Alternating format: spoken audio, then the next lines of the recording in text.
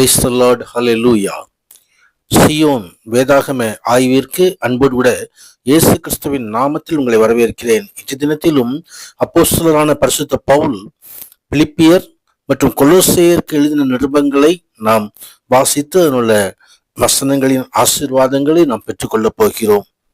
பிலிப்பியர் நிருபம் பிலிப்பியர் சபைக்காக எழுதப்பட்டது. ஈஜியன் கடலிலிருந்து 10 மைல் உள்நாட்டில் மக்கெதோனியாவின் கிழக்கு பகுதியில் உள்ள நகரமே பிலிப்பு.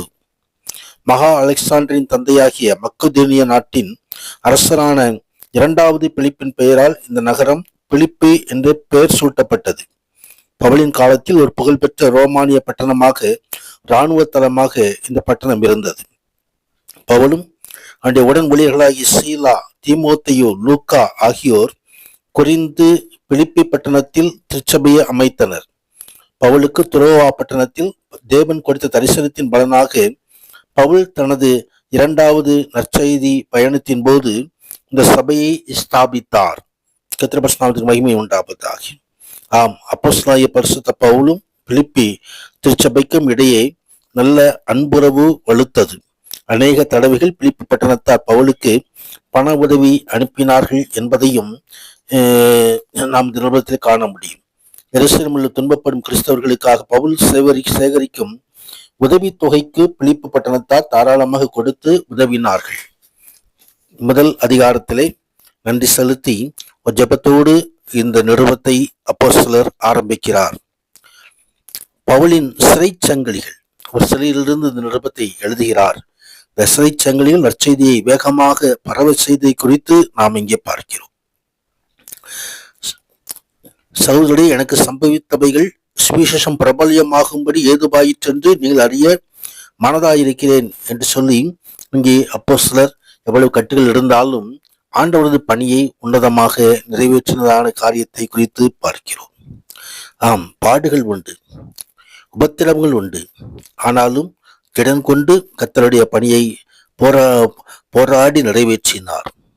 கர்த்தருடைய நாமத்துக்கு மகிமை உண்டாவதாக. ஆம், நீங்கள் ஒரே ஆவியிலே உறுதியாய் நின்று ஒரே ஆத்துமாவினாலே சுவிசேஷத்தின் விசுவாசத்திற்காக கூட போராடி எதிர்க்கிறவர்களாய் ஒன்றிலும் மருளாதிருக்கிறீர்கள் என்று உங்களை குறித்து நான் கேள்விப்படும்படி எவ்விதத்திலும் நீங்கள் கிறிஸ்துவின் சுவிசேஷத்திற்கு பாத்திரமாக மாத்திரம் நடந்து கொள்ளுங்கள் என்று அங்கே எழுதுகிறதை நாம் காண முடியும். 2வது அதிகாரத்திலே கிறிஸ்துவனுடைய தாழ்மையை நாம் பின்பற்ற வேண்டும். அவர் தாமே தேவனுடைய ரூபமாயிருந்தும் தேவனுக்கு சமமாய் இருப்பதை கொள்ளையாடின பொருளாய் எண்ணாமல் தம்மைத்தாமே வெறுமையாக்கி அடிமையின் ரூபம் எடுத்து மனுஷ சாயலானார். அவர் மனுஷ சாய ரூபமாய் காணப்பட்டு மரண பரியந்தம், அதாவது சிலுவையின் மரண பரியந்தம் கீழ்ப்படிந்தவராகி தம்மைத்தாமே தாழ்த்தினார் என்று சொல்லி அங்கே அப்போஸ்தலர் தெளிவுபடுத்துவதை குறித்து பார்க்கிறோம். நான் சாந்தமும் மனத்தாழ்மை உள்ளவனுமாய் இருக்கிறேன், என்னை என்னிடம் கற்றுக்கொள்ளுங்கள் என்று அழைக்கிற கர்த்தர் நம்மோடு உண்டு. அவருடைய மனத்தாழ்மையை நாம் கற்றுக்கொள்ள வேண்டும். அதோடு கூட ஜீவ வசனத்தை பிடித்து கொண்டு உலகத்திலே சுடர்களாய் பிரகாசிக்க வேண்டும் என்பதையும் அங்கே கற்றுத்தருகிறார். 3வது அதிகாரத்திலே மாம்சத்திலே நம்பிக்கை வைக்க வேண்டாம். மாம்சத்தின் மேல் நம்பிக்கை வைக்காதபடிக்கும் ஆண்டவர் மீது நம்பிக்கை வைக்கும்படியாக அழைக்கப்படுகிறோம். கர்த்தருடைய நாமத்துக்கு மகிமை உண்டாவதாக. கிறிஸ்துவை ஆதாயப்படுத்த வேண்டும், லக்கை நோக்கி தொடர வேண்டும். நம்முடைய குடியிருப்பு பரலோகத்தில் இருக்கிறது. அங்கே இருந்து கர்த்தராகிய இயேசு கிறிஸ்துவின் ரட்சகர் வர எதிர்பார்த்து கொண்டிருக்கிறோம் என்று சொல்லி அவர்களுக்கு உதவி செய்தவர்களுக்கு நன்றி சொல்லி இந்த நிருபத்தை முடிக்கிறார். கொலோசையர் நிருபம் எபேசுவிலிருந்து சுமார் 100 மைல் கிழக்கே சின்ன ஆசியாவின் தென்மேற்கில் லவோதிக்காயில் இருந்த கொலோசை பட்டணத்துக்கு எழுதப்பட்ட நிருபம். இங்கே இந்த நிருபத்தையும் நன்றி செலுத்தி ஜெபத்தோடு ஆரம்பிக்கிற அப்போஸ்தலர் கிறிஸ்துவின் உன்னத நிலைமையை குறிப்பிடுகிறார். அவரே சபையாகிய சரீரத்துக்கு தலையானவர், ஆதியும் மரித்தோரிலிருந்து எழுந்த முதற்பேருமானவர். அவர் தாமே சிலுவையில் சென்று இரத்தத்தினாலே சமாதானத்தை உண்டாக்கினார் என்று சொல்லி தெளிவுபடுத்துவதை குறித்து பார்க்கிறோம். 2வது அதிகாரத்திலும் கிறிஸ்துவோட வாழ்க்கையிலே மனிதர் கட்டிலிருந்து விடுதலை பெற வேண்டும். கர்த்தருடைய நாமத்துக்கு மகிமை உண்டாவதாக. சகல துறைத்தினருக்கும் அதிகாரங்களும் தலைவராக அவருக்குள் நீங்கள் பரிபூர்ணமுள்ளவர்களாய் இருக்கிறீர்கள் என்பதை அங்கே அப்போஸ்தலர் தெளிவுபடுத்துவதை குறித்து பார்க்கிறோம். ஆம், அவர்தாமே துறைத்தனங்களையும் அதிகாரங்களையும் ஒழிந்து கொண்டு வெளியரங்கமான கோலமாக்கி அவைகளின் சிலுவையிலே வெற்றி சிறந்தார் நமக்காக சிலுவையில் ஜெயம் எடுத்தவர் நம்மோடு இருக்கிறார், நம்மை நடத்துவார். கர்த்தருடைய நாமத்துக்கு மகிமை உண்டாவதாக. சிலுவை நோக்கி பார்க்கும் பொழுதெல்லாம் அவர் பெற்ற ஜெயம் நம்மை நடத்தும்.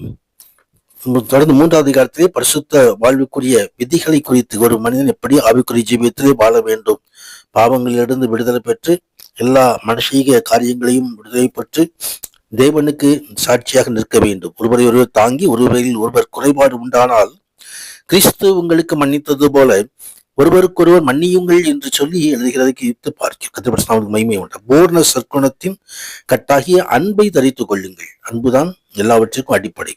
தேவ சமாதானம் உங்கள் இதயங்களில் ஆழக்கடவது என்று சொல்லி தொடர்ந்து கிறிஸ்துவனுடைய குடும்பங்களில் எப்படி இருக்க வேண்டும், புருஷர்கள் மனைவிகள் எப்படி இருக்க வேண்டும், கீழ்ப்படிதலோடு, புருஷர்கள் எப்படி அன்போடு இருக்க வேண்டும், பிள்ளைகள் எப்படி கீழ்ப்படிதலோடு இருக்க வேண்டும் என்பதையெல்லாம் அவர் கற்றுத் தருகிறார். தொடர்ந்து 4வது அதிகாரத்திலே கூடுதலான உபதேசங்களை அவர் தருகிறதை குறித்து பார்க்க முடிவான வாழ்த்துதலோடு இந்த நிருபம் நிறைவு பெறுகிறது. நிருபத்தில் உள்ள காரியங்களை நாம் கற்றுக்கொள்வோம். ஆவிக்குரிய ஜீவியத்திலே தொடர்ந்து முன்னேறி செல்ல கர்த்தர் நமக்கு உதவி செய்வாராக. கரம் பிடித்து நடத்துகிறவர், கண்மலை மேல் நிறுத்துகிறவர். இதோ நம்மையும் தம்மை தாமை தாழ்த்தி யாவரையும் உயர்த்துகிற கர்த்தர் நம்மை மேன்மைப்படுத்துவாராக, மேன்மையான ஆசீர்வாதங்களை நிரப்புவாராக. ஆமேன், ஆமேன்.